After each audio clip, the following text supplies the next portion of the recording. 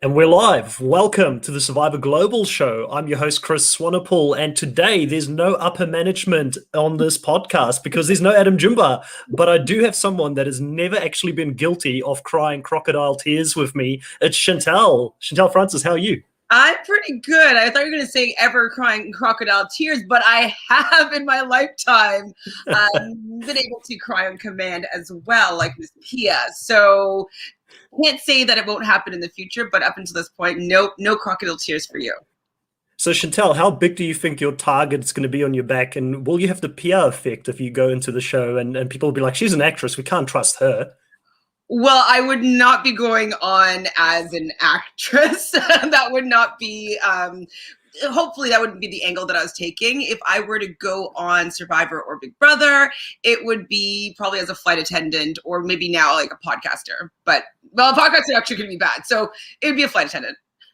So let's hope that this podcast gets 0 views so no one knows what your game plan is if you do go into Big Brother or Survivor. We wouldn't want there to be a target on you from the start. Well, I think this has been a great episode so far, leading up to episode 4 and 5. What have you been thinking about this season so far? And was there anything in the first couple of episodes that you wanted to touch upon now that you've got an opportunity? Anything that stood out for you? I think Pia was one of the main ones, being the actress that has been playing really well. I thought Pia had a really good sort of move from the bottom to actually working her way back in and ingratiating herself with that bottom alliance, which we'll go into it on this episode. I think other people could have learned from what she did.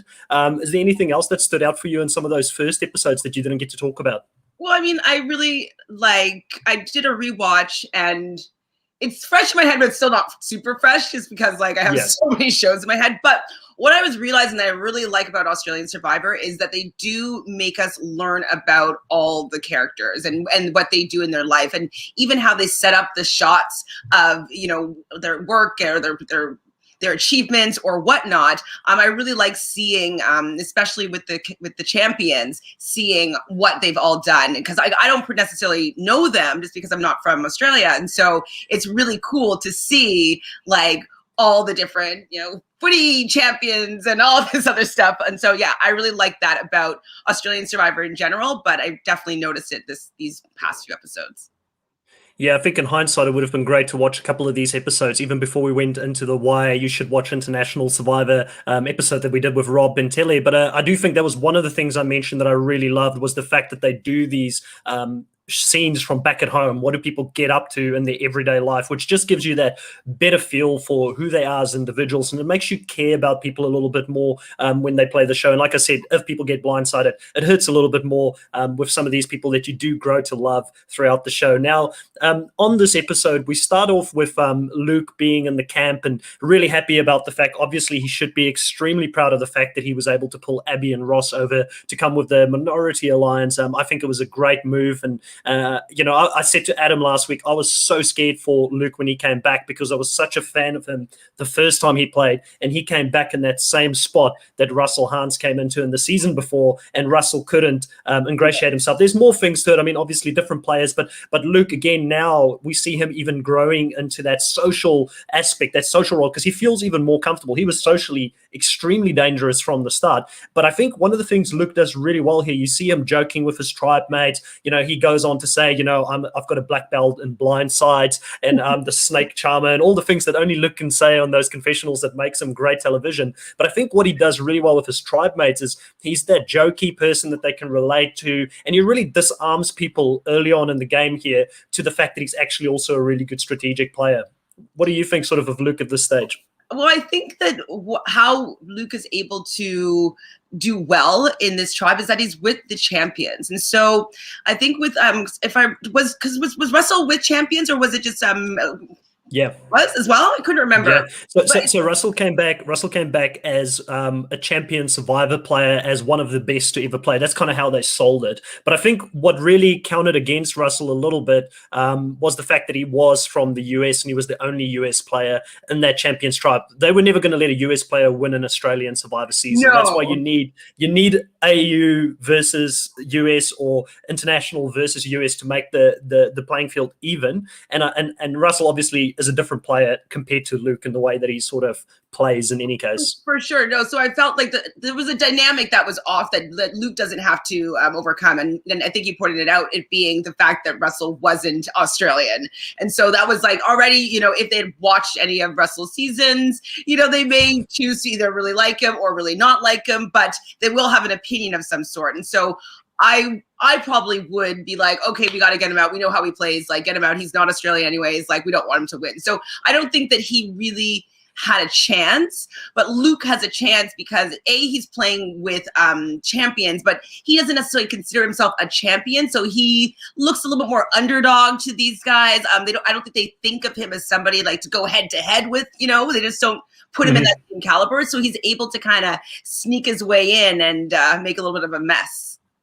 And also, if you think about it, there's not that many like really big fans of the show on the Champions Tribe, and that's something that I think we'll come back to throughout the episode. I think there's a few people that have seen the show before, like Pia was a fan beforehand, Janine was a fan beforehand. I don't know how many others were really big fans. David comes across like he knows a little bit about the show as well, but I don't know how big of a fan he really was. But I think there was a lot of these sporting people that they get to come and play on the show, and they're not really aware of sort of what the show's about, or as we learn later on with certain people, they don't understand that the social dynamic, which is like Survivor 101, is really important. Other things that stand out here in the early scenes would be Ross and Nova, and there's this scene between Ross and Nova where Nova says to him, well, you can make the rice now, and Ross sort of notices that Nova is really annoyed with him because he's made that jump. What do you think is sort of happening here with Nova and Ross early on in this, and the dynamics that we see? And do you think that it bodes well for Nova at this stage, sort of knowing where the show or this episode is going to land for her? Well, I think with a lot of the champions is they're used to being numero uno. They are the alpha in the situation. And so I do think it was a little bit of a battle of the power struggle here. And Nova doesn't really back down. And Nova doesn't really like being told what to do. And so I think that sometimes you have to be within Survivor, be malleable and kind of bend with the situations that's going on, and adapt to your surroundings, adapt to your players. And yes, it might go against everything you want to do sometimes, but in order to win, sometimes you got to bite your tongue and suck it up. And I don't think that she's capable of doing that. And I think it is part of her demise. Well, it's funny because you look at it, she's someone that has worked in Parliament for so long, and she's in government, and you would think she would know how to like smooth things over with different people. You'd always think that Parliament is also this political game similar to Survivor, where sometimes you've got to give, sometimes you've got to take, but she doesn't seem to have that different gear. I think in life it makes her super successful because she's a go-getter, and people that reach a certain amount of success in life, they're not reasonable people by any means. So you put these people together in one tribe, and they're gonna clash, and I think that Ross, a lot of people felt like Ross was solidly on their side on that seven sporty people alliance, and Ross flipping on them, they just didn't see it coming. But there's going to be a trend with Ross being a bit of a wild child, which we'll go into, and I think he's a very difficult person to control in a game like this. I think it'd be someone that I would be afraid of playing the game with, to be honest, because he's not predictable.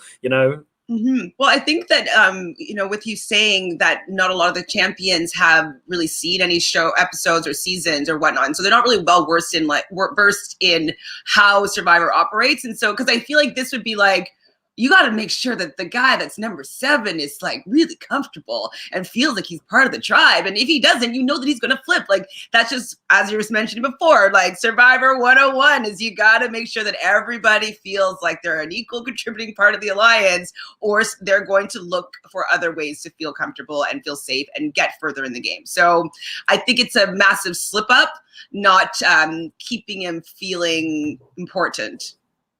Exactly. And I mean, you see someone like Luke, who plays a second time, absolutely eating it up in that early stages, where he notices, very clearly notices that Abby and Ross are the two on the outside. We didn't see much about, I think Ross's motivation for jumping from that alliance was he wanted to have fun. He wanted to come over to the fun alliance. He wanted to steal a banana with Luke in that great scene before and have it at nighttime when he wasn't allowed to have more than one, and with Abby, she was the one who really felt like she didn't have a voice. She was wasn't heard in that alliance. And, you know, the fact that Steve didn't know who she was, didn't really talk to her until day 8, to me is just such a massive flaw in Steven's game, you know. And Steven talks about the fact that, you know, the 7 is done. He says, I'm going to be the biggest target now because I'm the one who put that 7 together. So he recognizes that. Even in the beginning, though, he tried to like be the person that's undercover. He said all the wrong things. He didn't want to come across as being the leader of that 7. He realizes that word's getting out and that they know that he's the main person there. And they do go back in on his record of being Olympian and, you know, him having had all these setbacks, and he's always come back a fighter. And that's something I've got to say, you know, love him or hate him, you know, I've got a lot of respect for his fighting spirit and wanting to get back into the game and just not lying over and quitting. Because you see a lot of people in Survivor in a similar position just go lie down, and they don't try. Like, I'm going to say what he tried wasn't necessarily successful, but at least he's trying something, which I can respect more than someone just lying down and saying, oh, it's game over. 100%. I think that he just might not be great at Survivor. You've been watching the challenge, and there's some athletes that have been on there that just don't adapt well to the challenge. And so I think that this is not his forte. Like, he might be excels, you know, in other areas of his life, but how to manage other people and win this game, I don't know if that he has a shot for it. I don't think he has the knack. Did you ever see the Steven clip on YouTube? Because it was viral about this skater that skates around the ring, and then everybody, like 3-4 people, just fall in front of him, and he comes from the back and wins the gold medal. Have you ever seen that clip prior to the show? No, I mean, maybe I have. I just can't recall it right now. Yeah, so it's actually a viral clip. So I didn't know who he was outside when they showed that clip of everybody falling in front of him and him just skating, and that's something that Jonathan brings up at the end. I thought it was the line of the game in the tribal council where he says, Steven, you've just, you know, slid past again, you know, and you've just made it again. And I had a bit of a chuckle because I knew the backstory of how he won the gold medal. And a lot of people, like he said, he became an overnight sensation in Australia with everybody knowing who he is. And a lot of people thought he was lucky, but there's a lot of work that goes into actually even just being, I don't know how many people normally would compete at that level, but let's say there's 8 or 9 in that final. To be one of the best 8 or 9 in the world, it's not just luck. There's a lot of work that goes into it. And I think that's what he came to prove in this season, you know. And like you said, as a person who's an Olympian and just used to his work ethic and what he brings to the table from a challenge perspective being the thing that gets him rated in sports, that's not necessarily the thing that's going to get you. In fact, that might be the thing that's going to get you chopped in Survivor. So we do move on to the reward challenge. And with the reward challenge, before we go into the reward challenge, the Contenders tribe, completely almost forgot about this. We've got this great scene in the beginning with Dirty Harry doing a little bit of a news presentation. Do you think our jobs are in danger? I actually don't remember this part. But so he had this little scene in the beginning, and he was doing this whole presentation where he's interviewing John at the beginning, and then talks to Baden, and I just thought it was really funny, and I thought he was really good at what he does. But you know, it's those little things with Dirty Harry where I feel like Dirty Harry is a very similar player to Luke, you know, where he lightens the mood for people around him. He's a little bit cheeky. He's a little bit more dry in his humor compared to Luke, but I feel like he's really good at that, and just shows that the Contenders at this stage, they've not had to go to tribal a lot, right? So they've had the opportunity to bond. How much does that help in these early stages when you don't have to go to tribal as often and you just get to bond and become a cohesive unit as a team? Both are good, because I do feel that going to tribal, it helps you see who you're aligned with, who your numbers are, who you can work with, who you can trust. So it actually can be a good bonding experience. And the fact that you guys all went through it and came out alive on the other side, there is a bonding moment in going to tribal.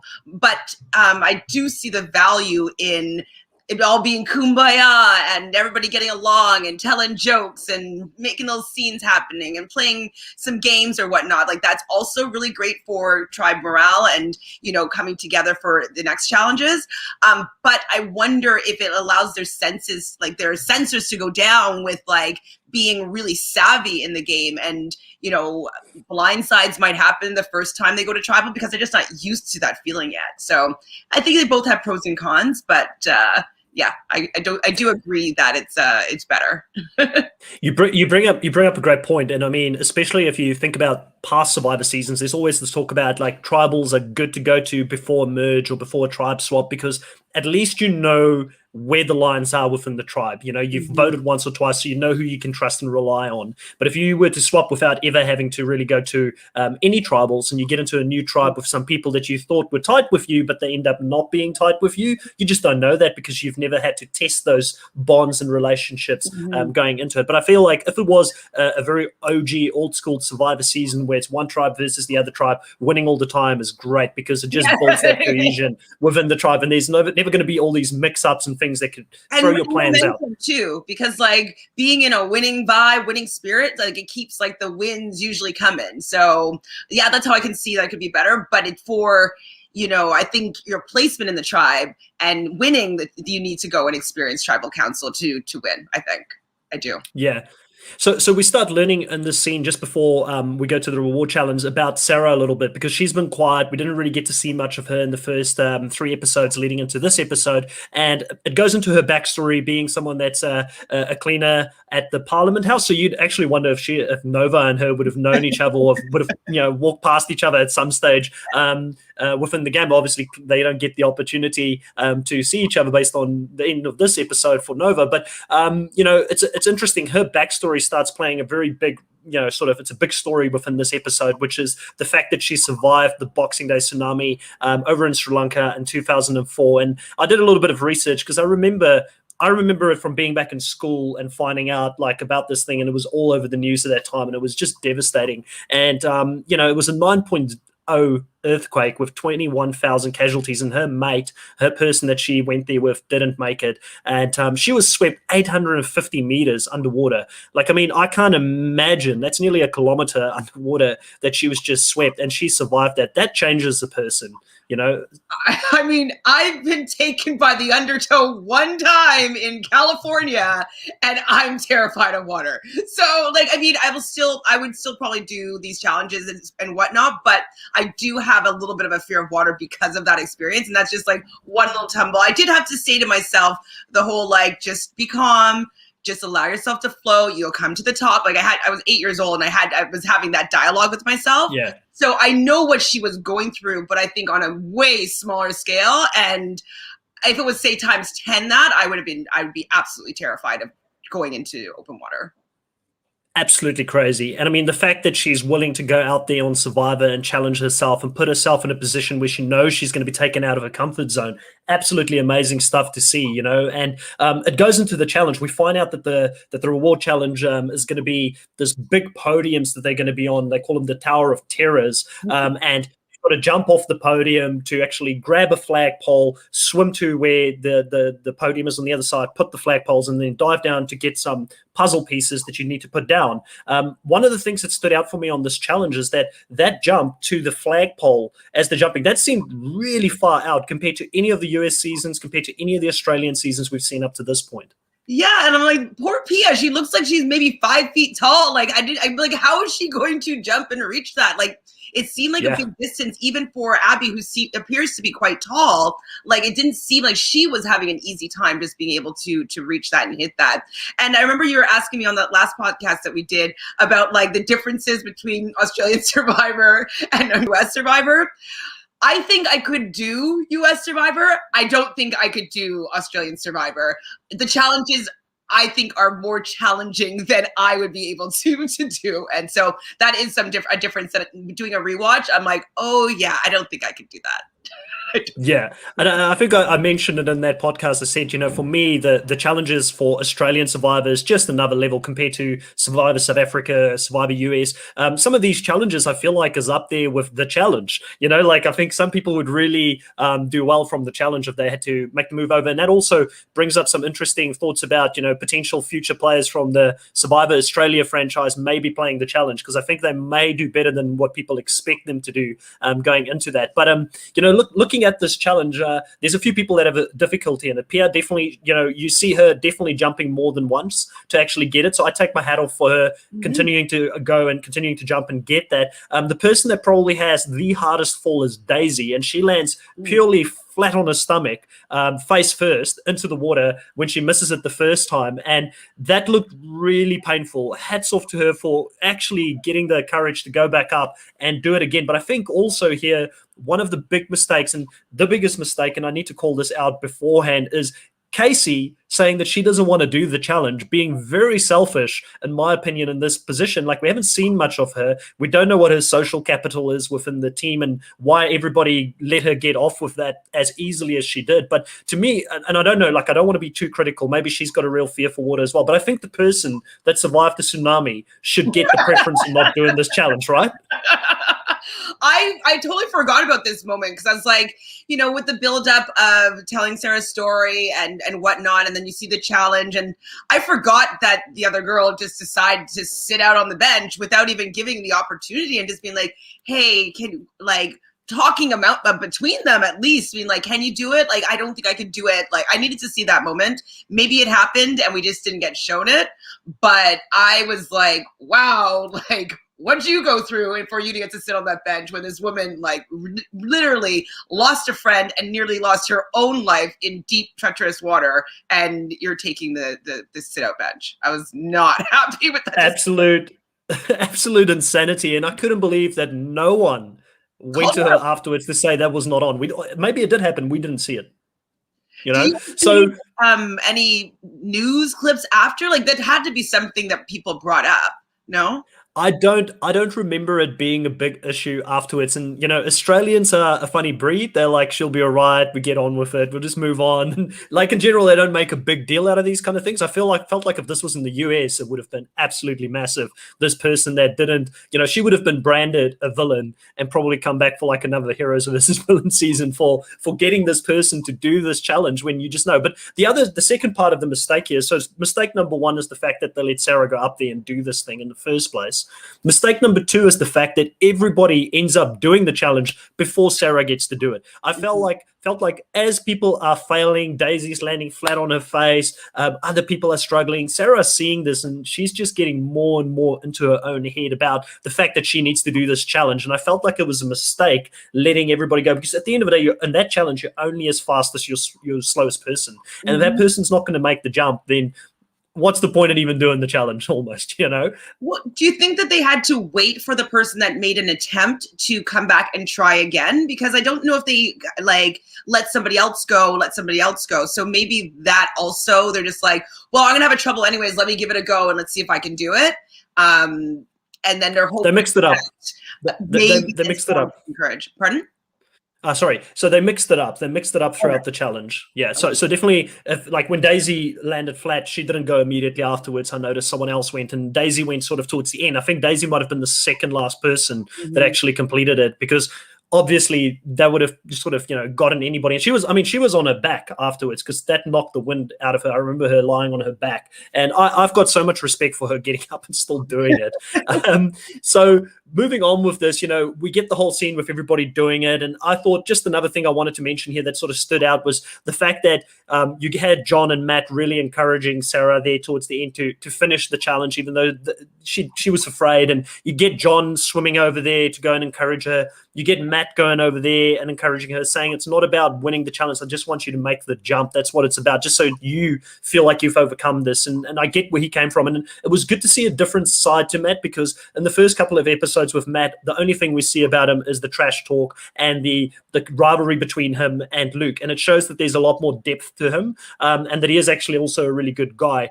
Ultimately, John's the person that the champions acknowledge for the fact that he went over there and gave Sarah some extra encouragement. And when they get to choose someone to come over for the reward and have some hot chocolate and marshmallows with them, they choose John to be that person, which, you know, I thought was a great choice, because, you know, he did go and do that. But I also feel like they probably thought he's a bit of a lively person, and maybe he'll be easier to talk to and maybe get some information from, compared to someone that doesn't show their cards as easily or is not as, you know, I guess, out there as John is as a character. What did you think about the choice of getting John to be the person that they stole to come over for the reward? In general, like, he's not my type at all, but, like, he has so much charm.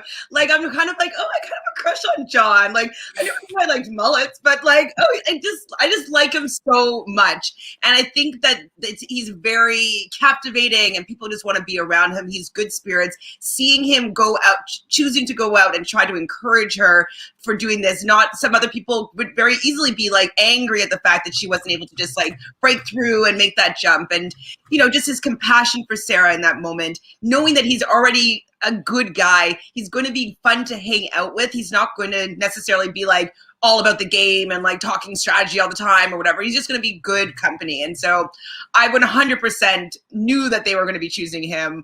Like there was nobody else that I think would have a good enough argument for everybody to agree on to bring over for that reward. So 100% John the guy. They weren't going to choose between Matt and John. They weren't going to choose Matt because he's been trash talking them the whole game up to this point. So they'll be like, "Nah, mate, we're not getting you to come over." But I think that's a great choice, and I agree. I mean, John is an amazing character, and as we know, you know, he does come back in a future All-Star seasons for the fact that he's such a big character. And I spoke to Adam about this, and I mentioned to Adam the thing about John that stands out is that he is the everyday Australian survivor, Australian person that they can identify with. He's hardworking. He's from WA. He's a gold miner. You know, he's just the blue collar, kind of like the Mike Holloway of, you know, Australian survivor. Except likable. No, sorry. Except really likable. Yeah. I think Mike Holloway. Well, didn't he win the? I'm pretty sure he won the fan vote in his season. Did he? Pretty sure. Is this well, he identified with a lot of blue collar, hardworking Americans, you know, who watch the show. So you got to give him some credit there. But going into the challenge, you see that Janine is the person that is thinking ahead here, similar to how Luke previously thought ahead about a clue. And she mentions that with this reward challenge, there's bound to be a clue somewhere, and she keeps her eyes open for it, and she does discover the clue to a hidden immunity idol, but not without David, the Golden Guard, noticing the fact that she's getting this clue. And David, very good here from him. He goes over to Janine and he says, "Great, you got that for the team." You know, makes her feel really comfortable about the fact that he knows, but he does it on purpose so that she can't hide it from him. What did you think about that strategy and the way that he approached her to make her aware that, you know, he saw her get that clue?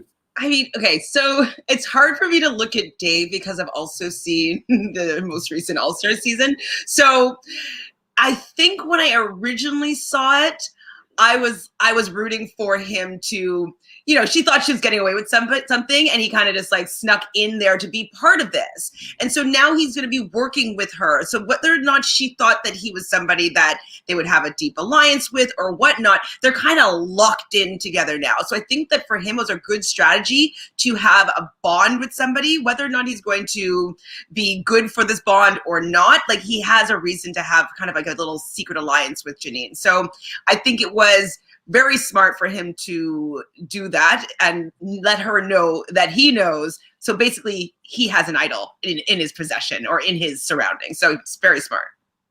Or at least he knows where the idol is, potentially, if she gets it. And I really like the way that he did it, and the fact that it was in a non-threatening way. It was, you know, he later on calls them the power couple and all this kind of thing coming out. So really good play here, really trying to solidify himself in with Janine in this thing. And he mentions, you know, that he knows Luke's got an idol. He knows Janine's got a clue to an idol, so she most likely will get the idol. But he now has to figure out how does he get his hand on one of their idols, which I thought was very interesting because, you know, he's extremely tight with Luke, but it shows that he's already thinking, you know, I need to steal it or get it some way. You know, I'm going to be sneaky to try and get the idol from them. So I felt like that was the main thing that stood out in that reward section. But there was also the whole thing, thinking about it, you know, they got to stole someone to come over because Janine finds the idol and she finds that it is a limited idol. It's not the idol that we're used to normally over in the States. And with this one, you can't play the idol on the champion side. You can only play it on the Contenders side. It is useless on the champion side.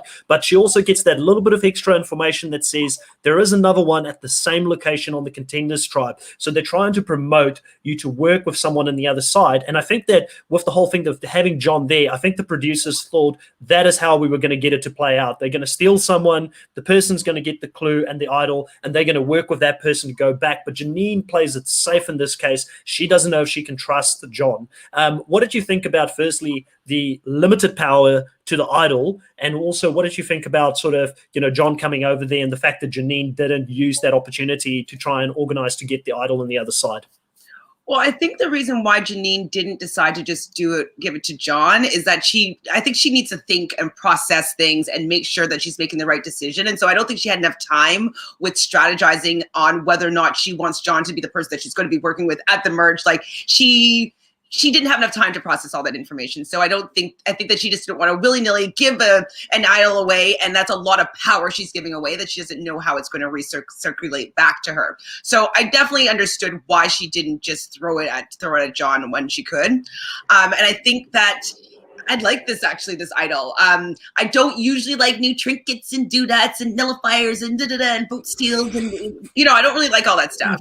Yeah. But as an idol, it is something that they have to work with somebody else. They need to use strategy into how to get it to somebody else, who they're going to give it to. They know that there's another idol coming back to them that they could get in their possession. So I do think it promotes strategy, which is what I'm all about, and it doesn't take away from anybody's strategy or anybody's game. So I think it's a positive idol, in my opinion.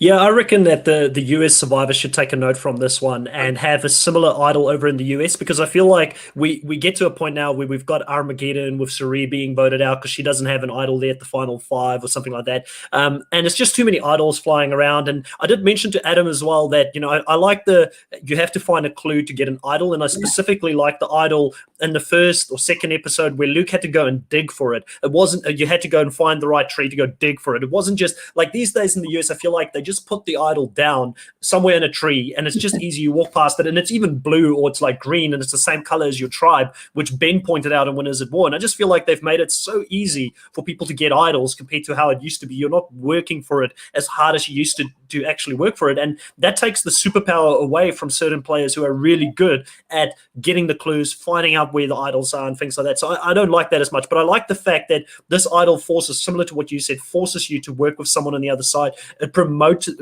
that social game, which is very important for me in Survivor. I like seeing social strategy. I don't like seeing twists overpowering people that are playing a good game. Well, exactly. Why are we doing it? Just like I totally agree with you, is that like I loved old school Survivor where they had the clue and they're swimming out to the island and they had to go and they had to look at the sun setting and look at the twigs in the water and like they, you know what I mean? Like they had to follow these clues. Little treasure map, like that's super fun to me, and it's satisfying and it's gratifying. And then when someone actually finds it, like I'm like, yes, like you deserved it. You put in the effort to get this idol. From people just like putting their hand in the right tree stump at the right time, and they have all this power. It's just a little underwhelming for me, and I think it's because the producers want to create a result. They love seeing the blind side. They love seeing people that didn't expect that they're going home to go home because of an idol. They love that. And then when it first happened, or the first few times it happens, yes, very entertaining and very interesting. But it was because it was organic. It wasn't manufactured. It was because the person that you didn't want to find it put in the effort to get that darn idol to save themselves. And that's why these moments were so magical. Now they're manufactured and they're just a little less, they're underwhelming. Yeah, nowadays you just have to go to the edge of extinction and you can buy one with fire tokens. You don't even have to look at it. Anyways, we won't go into that because that'll be a whole different rant. We go into, and one thing I did want to mention was what was a really cute moment from John is that John takes the extra marshmallow that he snuck into camp to give to Sarah to say, hey, we still love you. And I thought that was a really cool moment from him. Just a human moment. Again, something that makes us love John even more as a character on the show.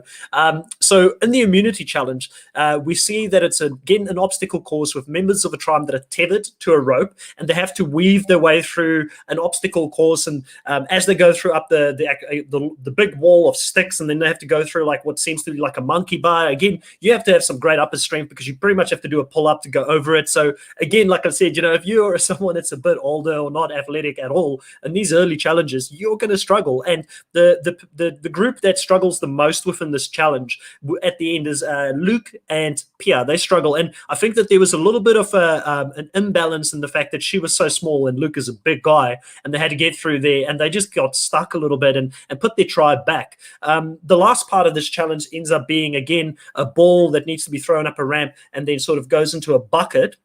And you get Andy again stepping up with Harry, and they're the ones throwing the balls. And there's a common theme at this point, like with Andy. I feel like his stock is at an all-time high. Sadly, we didn't see much of him in this specific episode, but he's stepping up to these crucial points in the game, and he's always on the last part of the challenge for the contenders, and he's pulling it out. He's getting the wins. Harry helps them. They get the win on this one. It ends up being a pretty straightforward win for the contenders. And what we notice is that with all of these challenges, the reward challenges seem to be very individually focused, and the immunity challenges seem to be very team focused. We have to work together as a team. The contenders work really well together as a team. They're not so good individually against the champions, but the champions are not good at working together as a team. They can't get it right, and there is that rift between them inside of the tribe. Is there anything that sort of stood out for you around this challenge? When I was watching it, I was thinking, I'm like, what position would I do? And I'm like, I would be at the end position. That's what I was thinking. Like, I'll solve the puzzle anytime, or if it's a ramp thing, I think I can get it into the bucket. But I was just thinking, like, man, they put these people through a lot, and I would just want to be the savior at the end with the puzzle. Like, I'm good at puzzles. Put me on the puzzle. Don't pull me through an obstacle course, like put poor Pia like on the rope, just like being dragged along. Like, no, I'll do the puzzle, thank you, or whatever the end thing was at this one. But that's what I've always been thinking these last 2 episodes. I was like, yeah, I just want to do the end part, thank you. It's funny because Pia had this great thing that she said in one of the previous episodes where she says that I'm normally a fit person in my everyday life, but when I'm measured against these champions, I just don't stack up.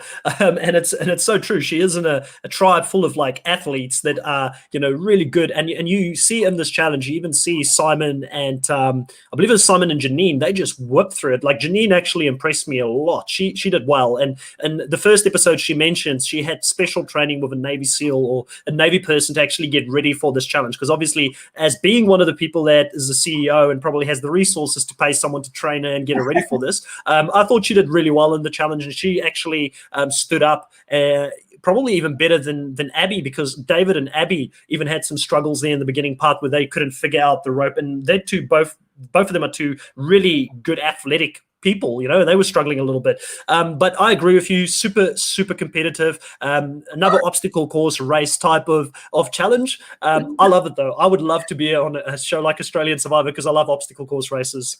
I mean, okay, I'm just thinking of like me being at home for the last year and not being as active as I used to be in my life, thinking like, oh my God, I'd be exhausted. But if I was actually going to go on either Survivor, US or Australia, I would put in the work and I would get the training. I would be training, like diving down to the bottom of the ocean to like undo some locks and screws. Like I would be practicing these things. So I'm saying it as a person literally sitting on my couch watching. But if I was being a contender and coming on the show, I would put in the work. And so hopefully I would be able to at least participate in all parts of the challenges. And it's funny you mentioned the whole thing about diving down to unlock, whatever your buoy or anything like that. It's actually a lot more difficult than what people think. If you haven't done a lot of swimming in your life before, there's a reason that divers have got like weight belts around them to actually help them go down in the water. It's not easy to do if you're not used to snorkeling and free diving and things like that. It actually takes a lot of effort. It looks easy on TV. Believe me, you see this person, they're like, why can't they get down there? It is not as easy as it looks on TV, believe me. So you'd have to train for it for sure. Especially starting when, like, if you're not a strong swimmer, like if you're not starting with your feet on the ground and then diving down, whatever. Like if you're already treading water and you just like don't even have like the ab strength to like get you up and over and down, like it is really challenging. And so I would be practicing that for sure. Because like, yeah, I got my bronze medallion, but like that was swimming lessons like 25 years ago. Like I don't know if I can. Yeah. No, I'm sure you'll be fine if you train ahead of time and you prepare yourself for it. But we go to the pre-tribal part here, and we've got Stephen being really annoyed with Abby and Ross, and he says that, listen, I'm going to vote Abby and Ross. They've betrayed us. So again, not really trying to ingratiate himself there with the two people that he's supposed to have the better relationship with, because they were actually part of his Sporty 7 alliance in the beginning. He's not trying to do that.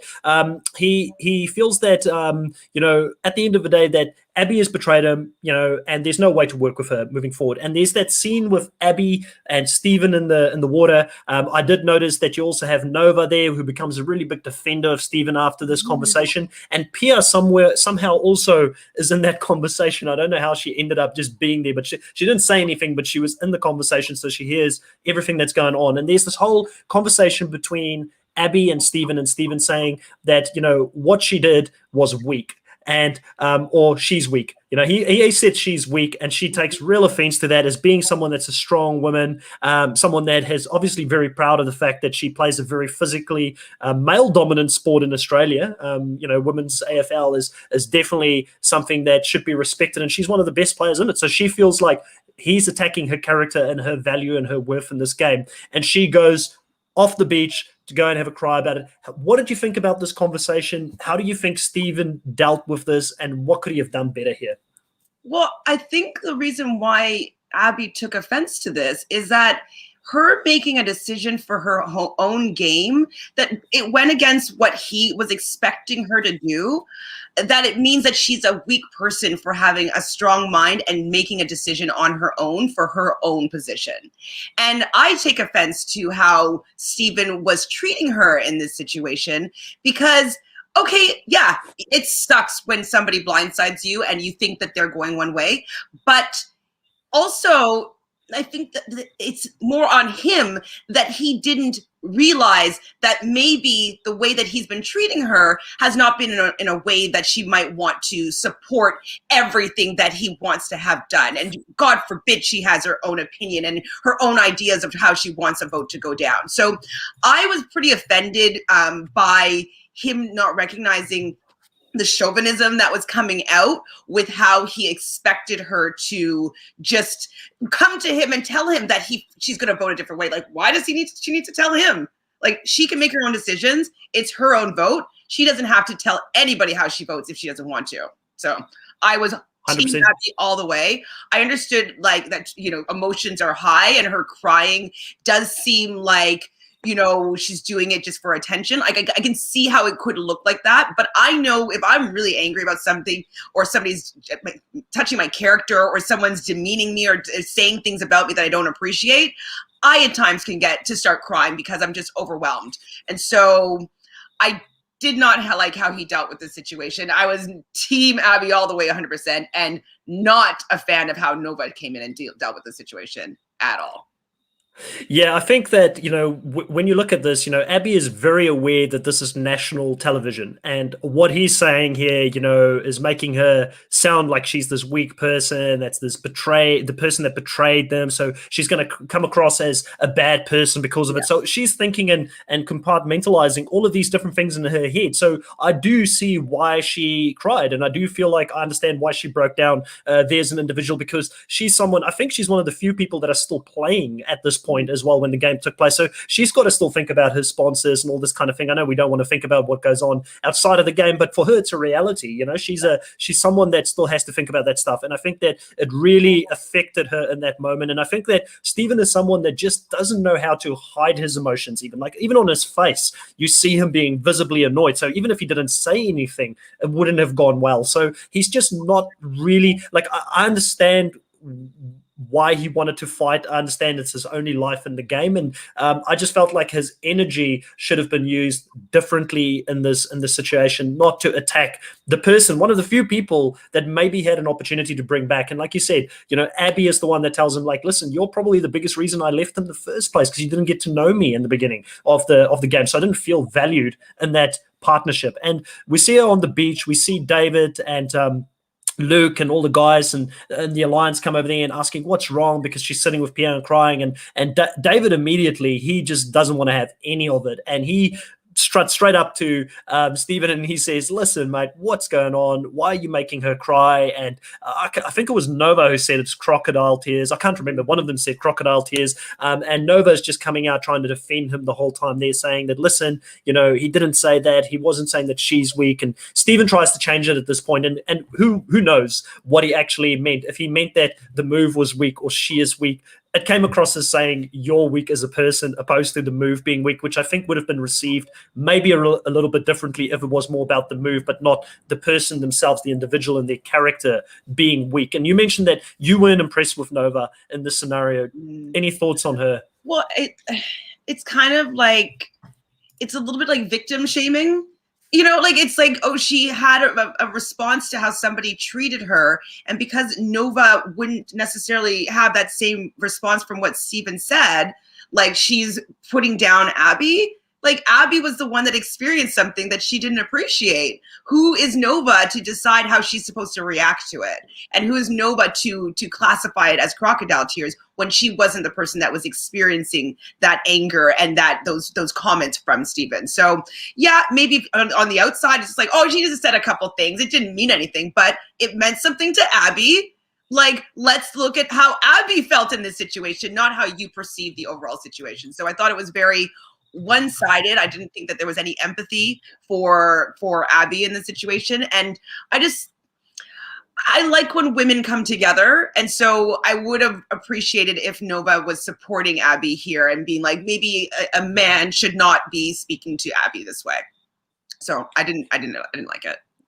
I think it came across as being very tribal. Like, you know, if you're out there and you're fighting a war, Nova was thinking about the numbers and she didn't want to lose Steven. So she was trying to defend. And I think that after the show, when Nova looked back on it, I'm sure she would have gone to Abby and said, listen, I'm sorry that I didn't have your back in this case. And the one thing I would want to mention is that Steven does realize that he was abrupt and he does go back and apologize to her before the tribal council. Like you said, things get heated, you know, and it could be game, but it also could be sincere in the fact that he was like, listen, maybe it got a little bit too heated. I don't know. I'm not in his head. It came across as reasonably sincere, and I don't know if Steven is a smart enough guy really in the game to do that just for the numbers alone.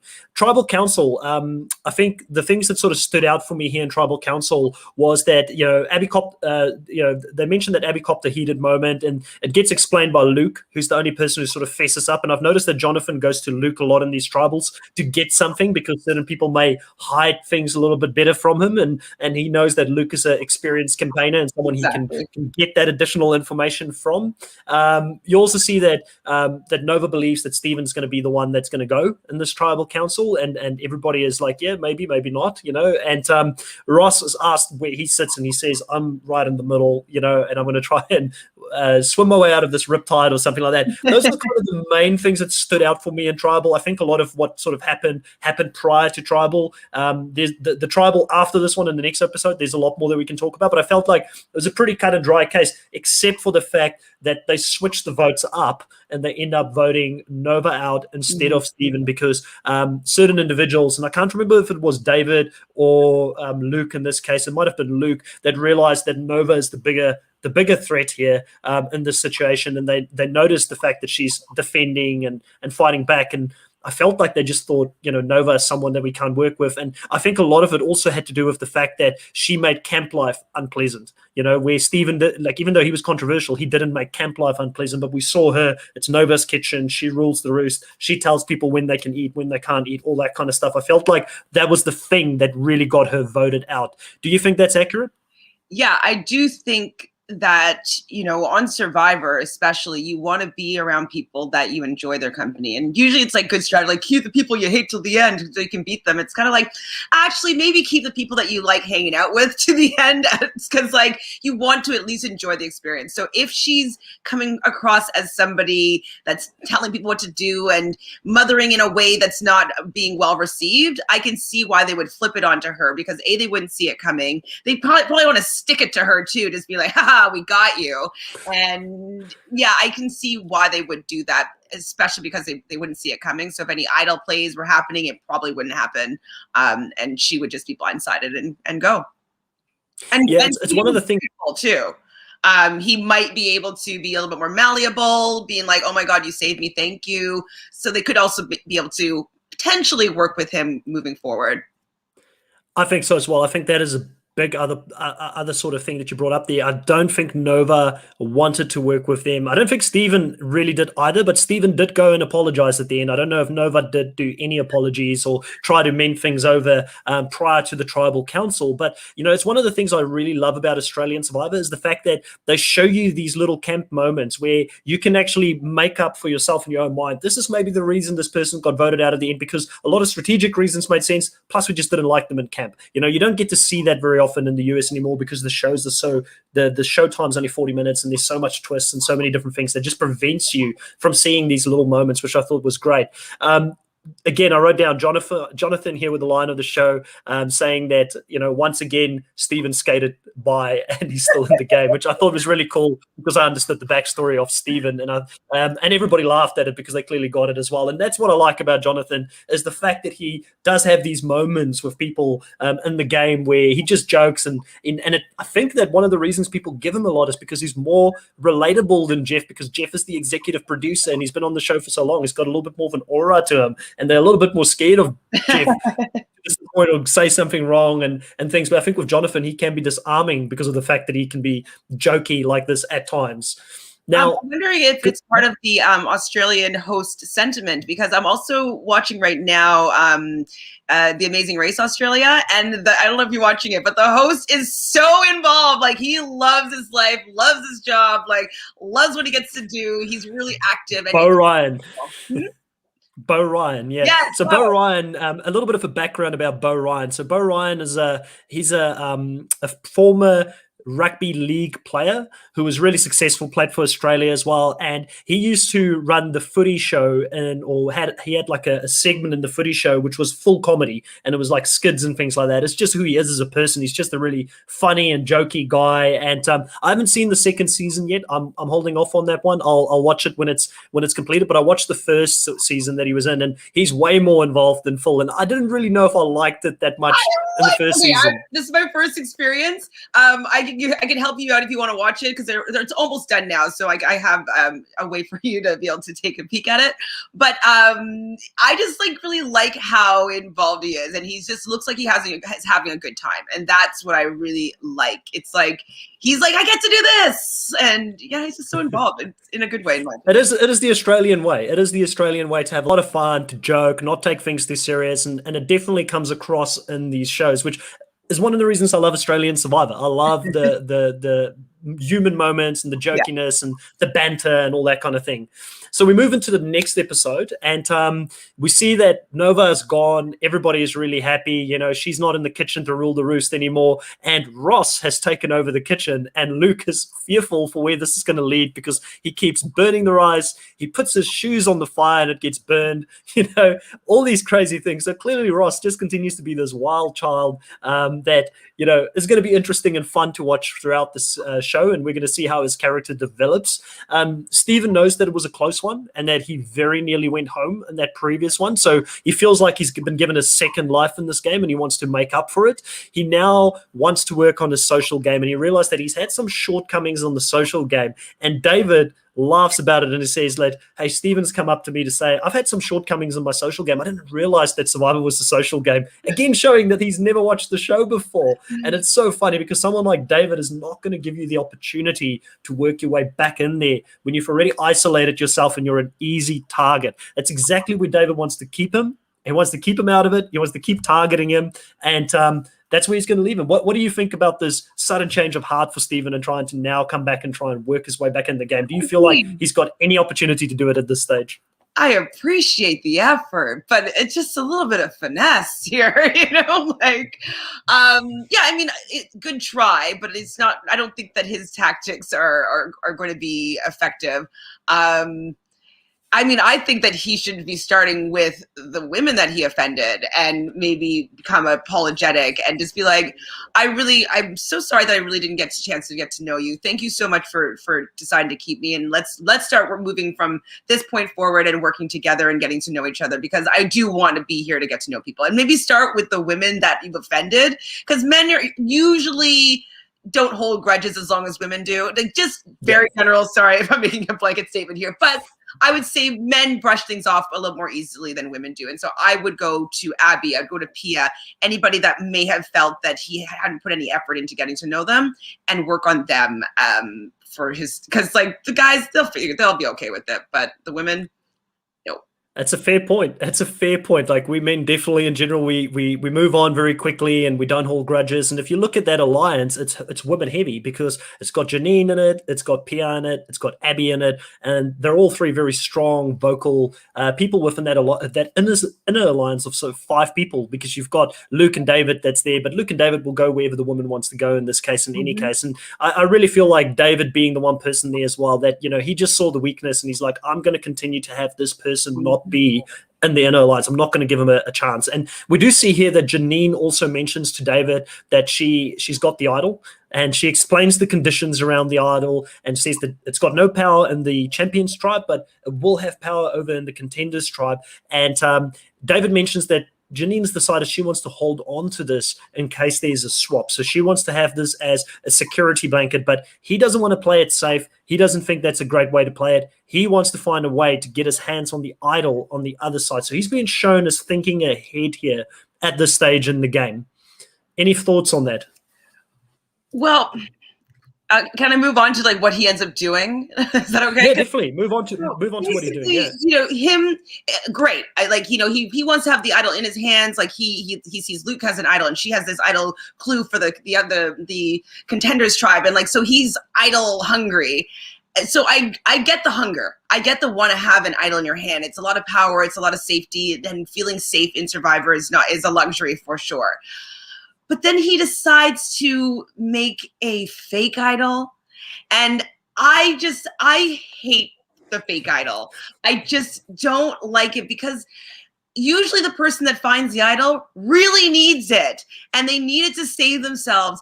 And if they find it and then they go to Tribal and play it and it's a fake idol, it's just, the egg on the face isn't a payoff for me that I enjoy to experience for the players.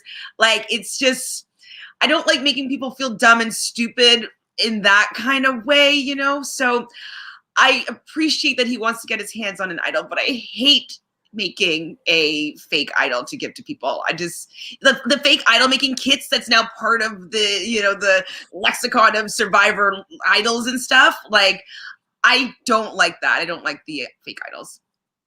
Well, you've got Yaman, I think, to thank for that, because I think he was the first person to ever do the fake idol. Yeah. Another player that should come back, to be honest. I don't think we've seen him back since that season. I can't remember if he ever came back, but, he should have been on Game Changers. Where was he on Game Changers? Because he changed the game, and now we've got fake community idol kits in the actual show. But I hear what you're saying in regards to that. I do take my hat off to him, because, David is shown here to be a player that's not going to wait for the game to come to him. He's going to take the game to the game, and those kind of players, that's like your Tony Vlachoses, like they're either going to go all out, win the whole thing, or they're going to go early. And I feel like David is one of those same players that if you had him playing 100 times, he'll either go and win a couple of times, or he'll go very early, because it's just the style and the way that he plays. I do enjoy the ballsiness of what he does, and specifically going into that, the challenge for the immunity, where they actually have to do the swap. I think it made for a really good moment in the show, and I'm really glad that he did it. And, in hindsight, we can't talk about how that plays out for him in the future, but, I think that an idol in your pocket is better than an idol in someone else's pocket long term. It's always good to know where those idols are. But again, I guess, you're burning a lot of social capital if you are found out. And can people really ever truly trust you again if they know you're that level of a sneaky player and you're that aware to start doing things like that in the game? I don't know. Another thing that stood out for me about this is the fact that he's smart enough to go to Janine, and he actually makes Janine an accomplice in this, and he gets Janine to give him the actual the parchment that came with the actual idol, and he wraps it in the parchment with the actual instructions of how to play the idol to make it even look that much more authentic. I think it's really smart how he had the little skull that he took from the tree mail, and he collected a little bit of twine and things like that, so he tried to make it look really real. Doesn't look like the actual thing at all, but I think that all of those things were pretty good, and it shows that he's super aware, and he's willing to look for the smallest little thing to be able to give him that edge in the game. Now, On the Contenders tribe, we see Sean waking up. It's day 11, and Sean talks about the fact that it's his son's 5th birthday, and he writes the message for his son, which I thought was pretty cute, in the sand, and he's a really cool family person. You also get to understand a little bit more of the dynamic between Daisy and Sean and how their friendship develops, because in the early episodes, we did have Andy and Harry talk about the fact that Daisy and Sean's very close with Matt, and I forgot who the fourth person in that was, but there's a few of them that were together there, and that those two were very tight. So you get to understand a little bit more about that. And Daisy just thinks he's a great guy, someone she connects with. They've got the same type of humor. I think she may have had a little bit of a crush on him as well, to be honest, throughout the show. But who wouldn't? You can't. I mean, I'm straight, and I almost have a crush on him. He's just a perfect-looking guy. Let's be honest, I also really love Daisy. I remember seeing her. It was Daisy and John. Those are the two characters from the Contender tribe that really stood out for me as really likable characters. I was like, as soon as I saw them both, I was like, they're both coming back if they get a chance. 100%, very likable people. And I love seeing the social connections between people. It's a experience that there only a certain group of people are going to have together, and I like seeing those bonds form. So I love the fact that her and Sean are bonding here. I like seeing it, and I like seeing the little nod to his son's birthday. I thought it was all a great moment. Character building for sure. I think it was great. I think it was great. And also, I really like the fact that they give us a little bit of a background of Daisy being this farm girl, being on the cattle ranch. And, I really struggled to place her, because Adam has put this in my head, because he asked me, because Daisy's one of the people that we're going to be fortunate enough to do an interview with. We're actually going to be able to do an interview with both Daisy and John, which I'm super excited about, because it's two of the people we've been giving a lot of shout outs to within the show. Now, Daisy, he asked me, who's she the closest to in the US Survivor? And I just haven't been able to place her as someone very close. I said Jeffra because she gave me that country girl vibe, but Jeffra wasn't, and she's from Cagayan, my favorite season. So for those who are only listening to this, just showing that I've got the Survivor Cagayan shirt on. But Jeffra was kind of like the farm girl type, but I don't know who she really is, because she's very much Daisy. She's a character of her own. And I think that's what makes Australian Survivor so cool, because it's creating these new characters that are just their own archetype almost, Yeah, I really can't think of anybody that she's like. I mean, if I maybe look through some pictures, I might be like, oh yeah. The first person though that popped into my head was when I used to really like Elizabeth. I guess her last name was Filarski back then. She was kind of like that likable, lovable, and she had the friendship with, I can't remember the older man's name, and she was kind of Randy. I don't was remember. it also a Randy, or I think it was like a Randy? I can't remember, but I know who you're talking about. It was in the Outback, and he was in the final 5. Yep. And so I just I maybe her, because I thought she was a great character, and she was so likable and just good mood and good spirits and kind of free spirity. I don't know. That was the first person that jumped in my head. But then now knowing what she's like, as she's evolved as a person, is very different than Daisy. So I don't know. Yeah, well, she could do worse. I guess Elizabeth has done pretty well financially for herself since she left the show. So, so when you look at the game, I guess at this point, you see that relationship forming there. You know that they're very close, and that's going to be a bond that people in that tribe will have to look out for, because they're coming across as the power couple within the Contenders tribe. Now, the next scene that we go into is the immunity challenge, and you see, sorry, not the immunity challenge, the Reward. The reward challenge. They're going into the reward challenge at this stage, and at the reward challenge, you see that it's basically an area where they have to fight for a rugby ball. They've got to throw it to whoever's on the podium, and then they're going to kick it into the in-goal area. Now, the thing that stood out for me on this one was that, again, it's individual based. Again, it's not requiring the champions to work together too much as a team. It's a little bit of physicality, I guess, in the actual water to wrestle for the ball, but you've got 3 former rugby players or AFL players in that team that all made a living out of being able to kick a rugby ball, basically. So it was always going to go one way. And you see Abby absolutely dominating this challenge and getting, I think, 3 or 4 of the in-goal shots there. Abby was the first women's AFL footballer to ever score 100 field goals. So that's kicking as well. So this is where she makes her bread and butter from. Was it ever going to go any other way? I didn't think I was going any other way, but I thought it was pretty badass. And I was like, you go, girl. Like, you kick that ball and you win it for the team. You know, like, I was like, I was pretty impressed. Just because I've always been in the arts. And so when in school, I was a dance major. And so because I was a dance major, I never had to take any sports. So, you know, maybe I played floor hockey when I was like 10 or 11. But after that, when I could just do dance classes instead, I was always dance classes. So I really am impressed by anybody that plays rugby. I've never played rugby before. I've never played like football. I played soccer a lot when I was younger and softball when I was younger. But other than that, like I could not do what any of these professional athletes have been doing on this show. It was insane to watch because they literally didn't miss a single shot at goal. Those players that are all known for it, they all made it every single time. Even E.T., who hasn't played for 20 years, immediately it's like he's back on the field and he knows what he's doing. So I thought it was a cool moment. They definitely brought that type of thing in there with the rugby ball specifically for these guys being on the show, you know, so I thought that was really cool. They also have this one moment where John nearly breaks his neck trying to get the ball and he goes completely over the end because he's trying to get it. So again, he's trying everything and it must be super frustrating for this team that they just couldn't get the win and they haven't had a reward since I think they've had 1 out of the 4 rewards at this point. So they're not eating food, you know, and even the reward they did get was the worst reward of the whole show at this stage where they got like tweezers and like, you know, different weird things that wasn't food related. So these guys are starving on day 11 and you know, even though the champions are losing everybody, they at least get to eat because the reward for them at the end is fish and chips. And I wanted to ask you, because fish and chips is such a big Australian, Kiwi and UK, England type of thing. Is it big over in Canada at all? Okay, I don't know if it's big, but any pub like will have fish and chips on the menu. And like my dad was born in London, so I love fish and chips. Like I want it in the newspaper. Like I'm definitely a fish and chips fan. It's something that I would get if I went to a pub, you know. Yeah. I wouldn't say it's super popular, but it's definitely on many menus. Like it's something that's a staple for pubs.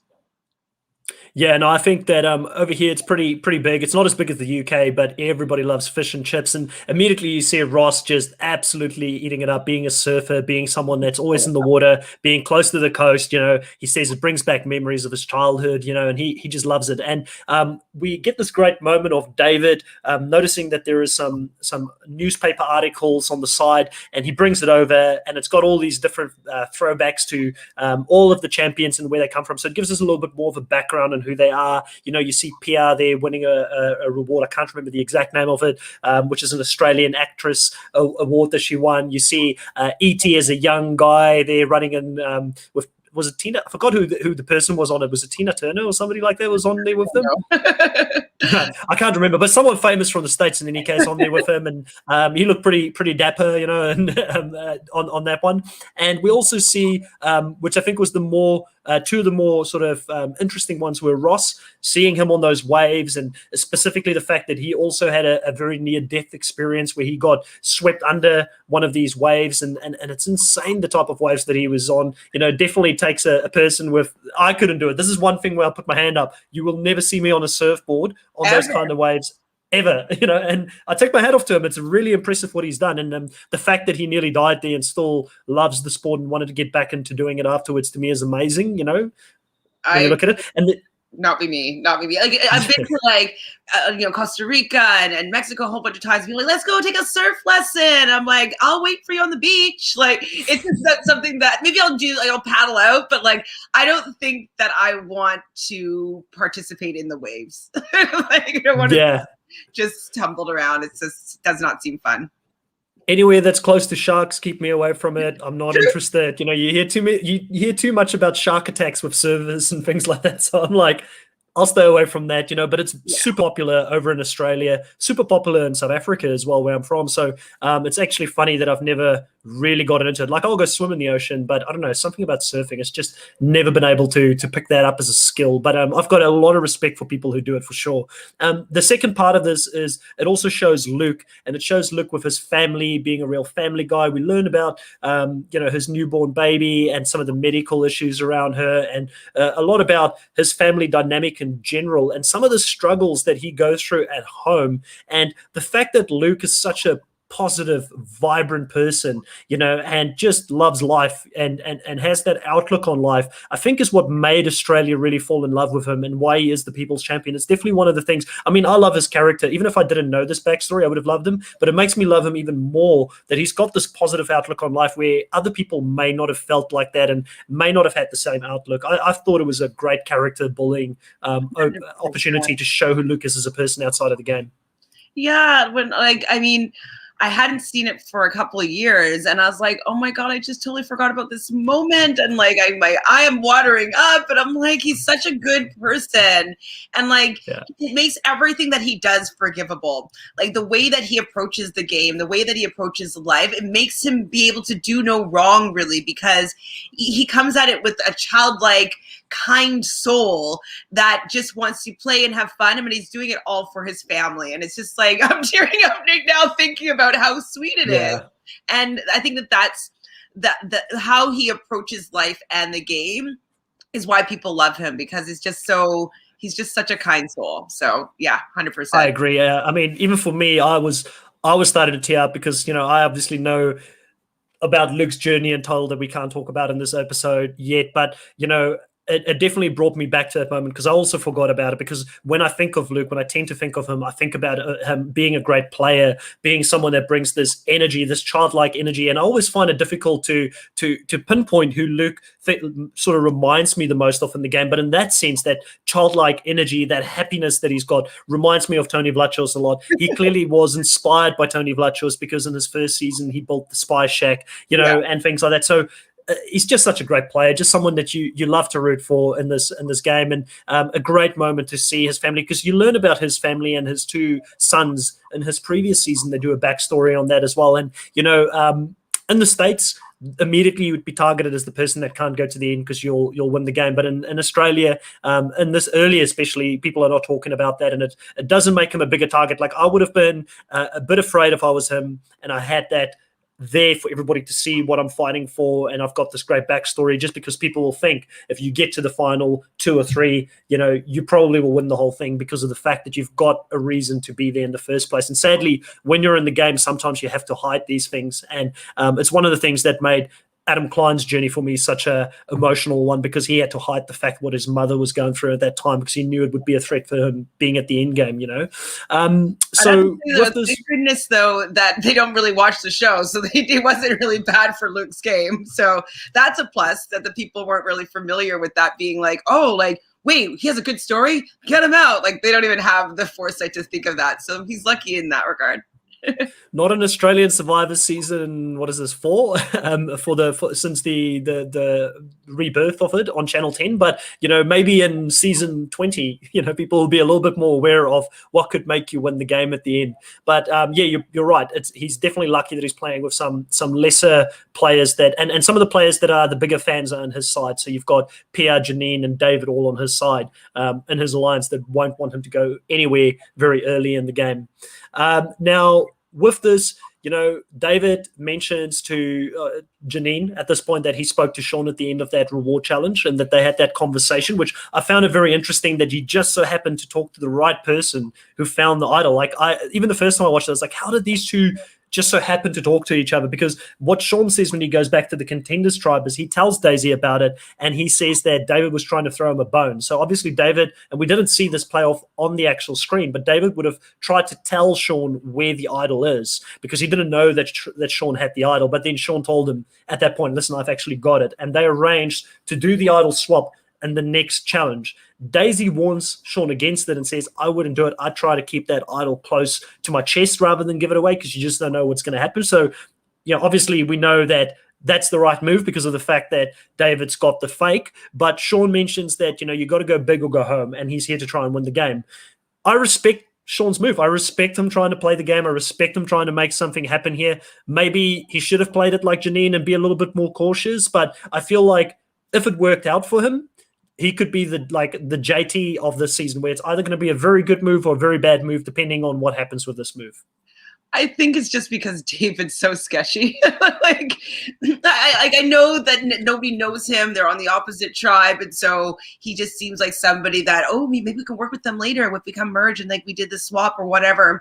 Like, so I'm sure that he was looking to build a bond with David, but just knowing David and the fact that obviously he made a fake idol, it's just kind of like, don't get in bed with the devil. Like, stay away. You're gonna get caught. Like, so Daisy was well in the right to be worried about this transaction, and I totally see where Sean was coming from. And I probably would have fallen into that trap as well, because it's like, oh my God, like how perfect is that we are able to just do this swap and like, I have an idol, yay. But it came a little bit too easy, didn't it? So I wonder. Yeah, well, it works out perfectly because the circumstances is of such a nature that even when the idol exchange happens, it's not like you can open it and have a look to make sure you've given me the right idol.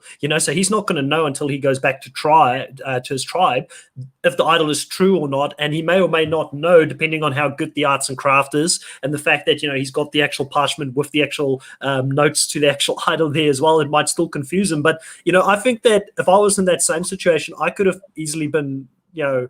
I would have gone for it. I would have been like, man, I need to get my hands on an idol, to be honest. But the thing with David is he's also very aware, and he mentions this in one of the episodes. I don't remember which one of the two it was because it all feels like one big episode to me. But he mentions that people will look at me and just think I'm a pretty face, I'm a model, I'm not smart, I don't know how to play the game. So he also is aware that those people, like obviously the people in his tribe will know it's not the case because they've spoken to him and they would have been able to figure it out. But for these guys, they only see him in challenges and they only see this tall, handsome-looking guy, and they're probably thinking, yeah, he's not all there and he's not got this strategic chops to it. And I don't know if Sean's the most strategic guy either. So I feel like it just worked out really well that those two had the conversation and they could make the swap happen at the immunity challenge, which is what we're moving into next. So at the immunity challenge, they stand close to each other. They have to do the swap. And I noticed that Jonathan kept asking questions. And Jonathan must have been thinking to himself, I'm going to continue to ask questions until these two can get this done because this is going to be a great TV moment.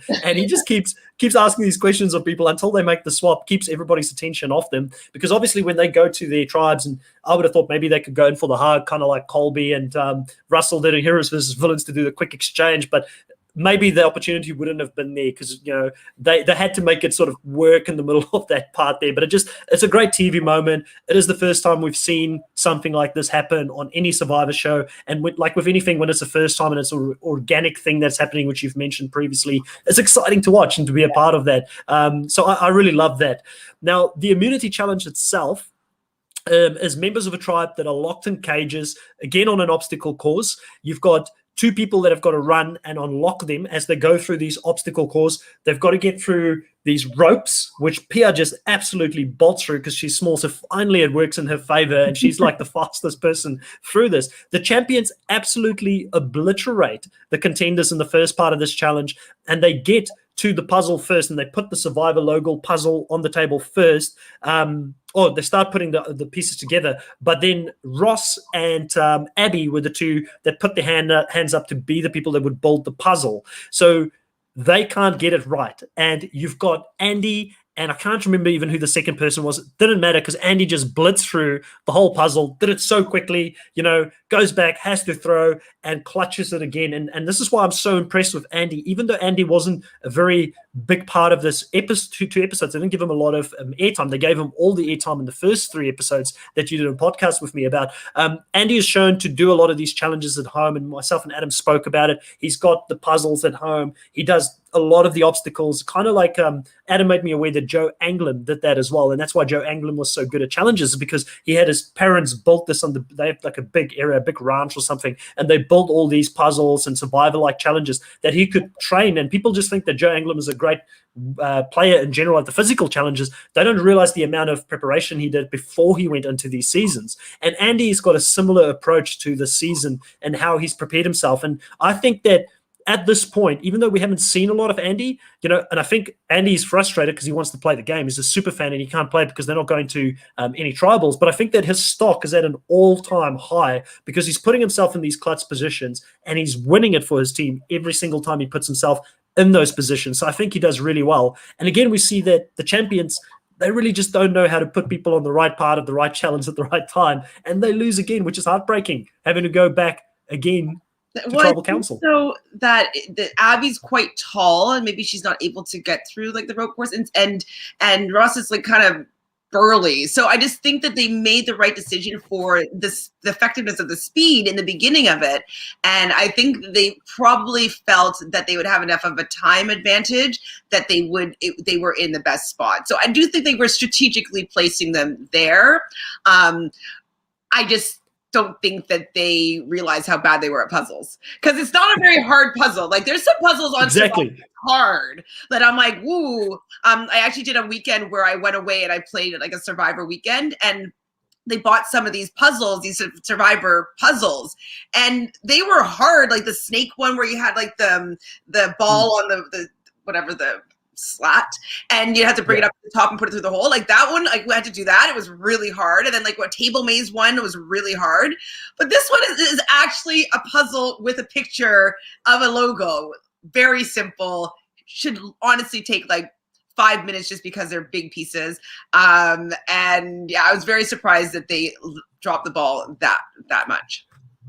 They messed up big time on that. And I think that it came down to, like, if I was there to do the puzzle, the first thing you do is you put all the pieces down on the ground, you build the puzzle flat on the ground, and you just restack it back onto the table. Easy as can be to actually do the challenge. So I was really shocked to see them absolutely just botch it and not being able to actually do the challenge, and to have the contenders come back and win this one. And we see as they go back to camp after this challenge, obviously they've lost again. ET is really annoyed about the fact that they've now lost for a fourth time. You know, he mentions that that they're not playing like champions at the moment, and the champions are supposed to win, and that he would like to see a champion win at the end. But the way that they're playing at the moment, it's going to be very difficult to do because they're losing too much numbers. Janine gets an opportunity to have her confessional. She talks about the fact that she's in a tribe full of winners, people that knows what it feels like to win. And at the moment, they're just not doing it. So that's weighing even more on the champions, knowing that they just can't pull it out of the bag when these really, really difficult,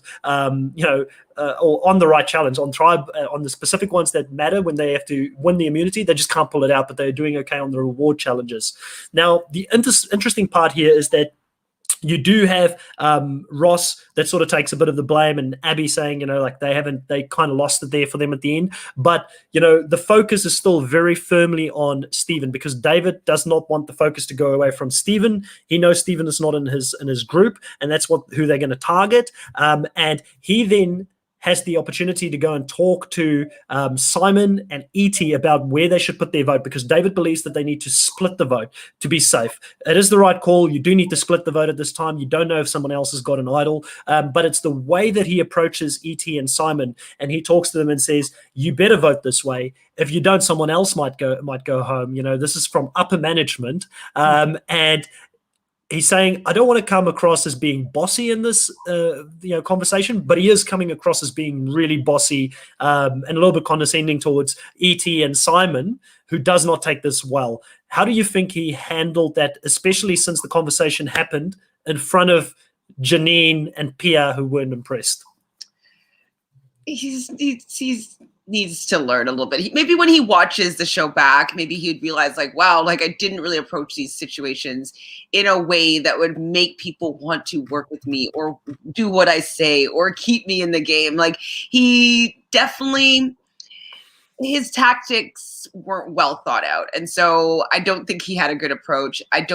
Especially since I feel as though he needs to have the women on board with him in order for him to like do well in this game. And he's completely disregarding them. And even from seeing this side of him, I don't think he's great.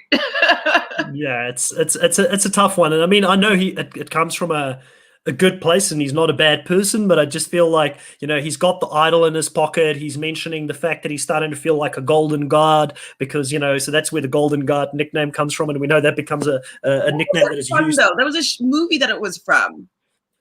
He does like I don't know if it's a movie or Seinfeld or something like that. I know he does a lot of Seinfeld references throughout the whole Australian Survivor. There's a lot of things that went over my head, but I remember reading on Reddit afterwards, he did all these references to different TV shows and movies outside of it, but I can't remember where Golden Guard's from specifically.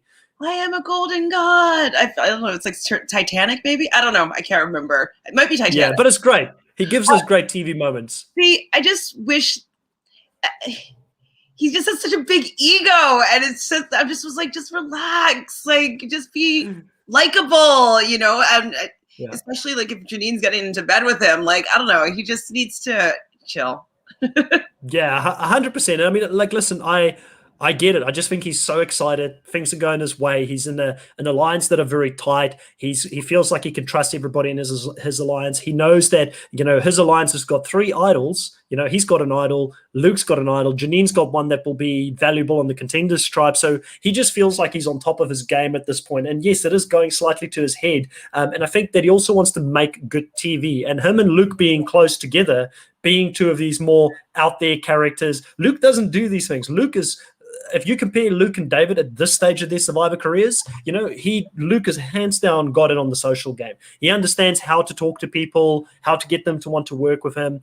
He is a showman. I think David took a lot of the showman side of Luke, but didn't get the social dynamic yet, how to interact with others. That's not there for him in his game at this point. I just don't understand how he didn't see what Steven did, and he's kind of coming up in the same way. And that's kind of where I'm just like, why is he acting that way in front of 2 women with like people that he's not working with? And I definitely don't like when people that are in power kind of clobber the people that are on the bottom. So like he knows that the other side, you know, they've lost the numbers, they have the majority, they have the power, and he has all these idols and stuff like that. Like he's in a very powerful position to be clobbering and being kind of rude and condescending to people that are on the bottom. It just, for me, it's not a good look. A little bit of humility might be appreciate him a little bit more. But I get the good TV moments. Yeah. As we talked about this week on the challenge, like sometimes people are paid to make good TV, and I think that he wants to be asked back because he did a good job in this season. So I'm 2 worlds here, but. No, I hear you, and it's 2 of the least threatening people as well that he's talking to here. Like Simon and Et just seems like 2 really lovable, you know, low-key people, you know, like it's not like he's going up to Steven and threatening Steven or something. Like these guys are not shown to do anything bad at this stage, and they already tell him like, yes, they're happy to vote the way that he wants them to vote. But this does turn them off from David and his approach. And we see E.T. of all people, and I didn't remember this. Watching it back, it was really interesting to see E.T., the gears are spinning, and he's like, wait a minute, like if they're going to split their vote potentially here, we could do our own thing and we could take control of this game. All we need is for Ross to flip over to our side. And they do try and have this conversation with Ross. Do you think that E.T. and Simon and Steven really had any opportunity here really to get Ross back in? And why do you think ultimately Ross decided not to go back to them? I think that it was a great idea, but in these social strategy games, you got to nurture these relationships. And so I don't know if they still maintained a good relationship with Ross when he made that move. He was probably like a social pariah at that point. They don't want to talk to him. They're so mad that he decided to side with the Fun Alliance as opposed to sticking with them. And so they may not have nurtured that relationship enough for him to be willing to throw away his new bonds for them. And so I don't think they did enough pre-work and laid the ground for him to be comfortable with moving back to them. It would have been work from a few days ago. So yeah. Yeah. I think that if you look at it, like E.T. and Simon, we didn't see enough of their game, and we didn't see enough of the interactions between them and Ross, but they seem to be pretty low-key, easy people to get along with. So I think that if there was a reason that Ross didn't want to go back, it's most likely Steven, because Steven is still associated with that group of 3 there, and he seems to just be someone that, you know, if you turned your back on him once, he's not going to forgive you. And like I said, you know, early in the previous episode, he just made Abby and Ross enemy number 1 and 2, and he wasn't going to go talk to them. So I feel like that definitely counted against them. And also, what's in it for us to go back to these guys? They're going to be 4 in any case moving forward against the rest of the group that will just be annoyed by the fact that he just made a move here, you know. So he would have still been outnumbered, I feel like, going to this group. So I think the main reason that he probably ends up not going that way. Now, at Tribal, a few things that stood out for me is that you see people whisper quite a bit here as questions are being asked, but unlike the US, they actually put subtitles at the bottom when they whisper, which I know we've been screaming for in the US. Please, Jeff, if you ever, probably not watching this podcast, but if you ever watch Australian Survivor, you never know. But if you ever watch Australian Survivor, please look at this and just start putting. I like the whispering. A lot of people are complaining about the whispering. I think it's awesome. I think it should remain, but I think that they should subtitle it moving forward. Yeah, I think the reason why people don't like the whispering is because they don't know what they're saying. So it's kind of like, okay, all this game talk, like, people that are strategy hungry is like, what are they saying? What's happening? What are they switching it to? And so I guess the producers want to leave the element of surprise as to what happens, but I don't think they get how people enjoy strategy. It's like you want to see who says what, why they said that, and you're getting your wheels turning like, oh, okay, that's why they're saying that, like, and then see it all come together. Like, I want to see how these votes come together. I don't want to just be surprised by somebody being kicked off. It's not entertainment to me and not as enjoyable to me. I want to see the strategy. So I think that that's why we want subtitles, because we want to know what's going on with the strategy. We don't care about who gets voted off. We want to know how they got voted off. How? I agree 100%, and that's why I love International Survivor. We get to see a lot of the strategizing. We understand, like, sometimes it's not as much of a blind side, because when it comes to the person being voted out, you're like, yep, 1 + 1 = 2. I get it. This person did X, Y, and Z wrong. I understand why they're gone. But with the US, sometimes people get voted out and you're like, oh, blindside. I've just been blindsided, but I just don't understand the logic of why this person went home. And it's not as fun. And I agree 100% with you on that. Now, I think the big theme of this tribal is that, going into this tribal, Pia's really nervous that she's going to get votes against her if they do end up getting the votes and if they get Ross coming over. And there's a lot of distrust in Ross and if Ross will stay with the alliance, because they see him as a wild child, someone that's not easy to control, and he seems to not want to listen to people, and he just wants to do his own thing, which is the main reason he kind of broke away from the Sporty 7 in the beginning as well, because he didn't want to listen to what they said. He wanted to feel like he was in control of his own vote. So a lot of this conversation that's happening during this time is, should we change the vote? Should we all just vote on one person? Pia really wanted them. You can't blame her, because she's trying to save her own butt, for all of them to vote on one person just to sort of save it. But voting all your votes at this stage on one person is risky in case someone has got an idol. So I don't know if it's the best move for everyone, but I understand from Pia's standpoint why she's trying to get people to change the vote here. What did you think about that strategy of Pia's? I mean, it's definitely was self-serving, because she would probably be going home if they split the vote, and then Ross went back, flipped, and they decided her to be taken out. I feel as though they should have listened to her here, because especially Dave, knowing where the idols most likely are, I think that they could have been pretty confident with how things were going to shake out. And so I don't know. I would, to make Pia feel like the alliance appreciates what she has to say, values her being there, and is not willing to have her be at risk. I think I would have hoped that they would all of them voted on one person. I think that would have been a better move for Pia to feel more secure with this alliance.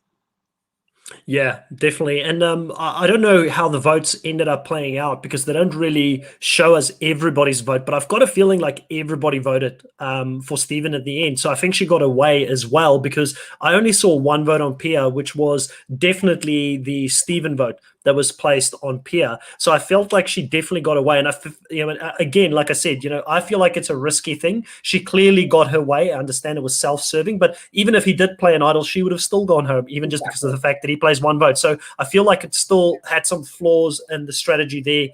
They should have thought about it a little bit differently. But it's a great tribal council with Jonathan asking really good questions here, in my opinion. And again, I know you've mentioned before you feel like Jonathan sometimes asks questions that gives people's game away, but I'm actually looking out for that more now than what I would have done in previous seasons, because I want to see where he does it. But I feel like again, he's asking questions, and a lot of people are not giving him anything, but he's trying to get people to give him a little bit more information. But I felt like everybody was very closed off. Like, Luke knows he needs to be entertaining, and he gives really entertaining answers. But the question about, is something changing, Luke, or this must be new to you that, things are changing here, Tribal, and Luke doesn't give him much at the end, just says that something may be changing, something might not be changing. So he left it very out there. So he gives Jonathan what he wants at times. Like, Jeff always talks about certain people being really good at giving him what he wants at Tribal. And I think Luke is one of those people, but he also knows when he needs to stay quiet. The other big theme that came out here was that, ET specifically is asked if people were going to vote based on the performance in the challenge, and if Ross is the person that's going home. And Ross basically, and I didn't like this from Ross, says, I should be going home. I'm like, what are you doing here? You're trying to use reverse psychology or something? And Survivor, you never offered to be the person to want to go home. But it's interesting about the conversation about keeping your numbers strong, even if that means that you need to actually vote someone out that potentially is a really good challenge person in the tribe. It's the age-old thing. Who do you keep? Do you keep your tribe strong, or do you keep your numbers strong? And in my opinion, you always keep your numbers strong before anything else. I think that it can be tough, but it's also been shown in the past that, small alliances of 4 people can beat alliances of 7 people. It's been done many a times in the past if you've got a group that you can trust that will not bend. What's your opinion about those two counter arguments? I definitely am one for keeping people in the game that you can trust and work with moving forward. Because you may be winning, maybe more likely to win if you vote somebody, your weakest player out or whatever, fine.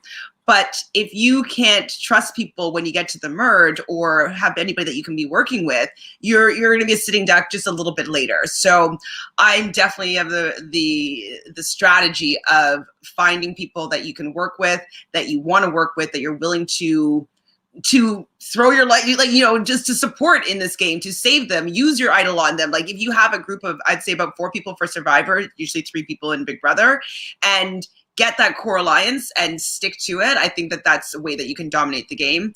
And, it doesn't matter if you're winning, if you're going to lose when you get to merge, because you're not playing with anybody that you like or trust. So definitely 100%. I'm in complete agreement with you now. We do see here at the end, Stephen ultimately being the person voted out. We've spoken about his flaws in the game. We know why he didn't end up going into the game any deeper. I don't know if there's anything else you want to add in regards to what he could have done differently. I think we've discussed it pretty thoroughly throughout the show. But, I think that this game just wasn't for Stephen at the end. And like you said, he's an athlete, not a fan of the show, and he thought it was something different from what it ended up being, which Australian Survivor is still a social experiment. It still shows people need to get it together and get along to be able to get to the end. You cannot beast this thing out until the end, or expect people will just enjoy you as a person on the show if you're great at challenges, basically. So great episode. Who do you think, or great 2 episodes, I should say, who do you think, if you had to choose someone from the Contenders tribe and someone from the Champions tribe, is playing the best game for you at the moment? Best game.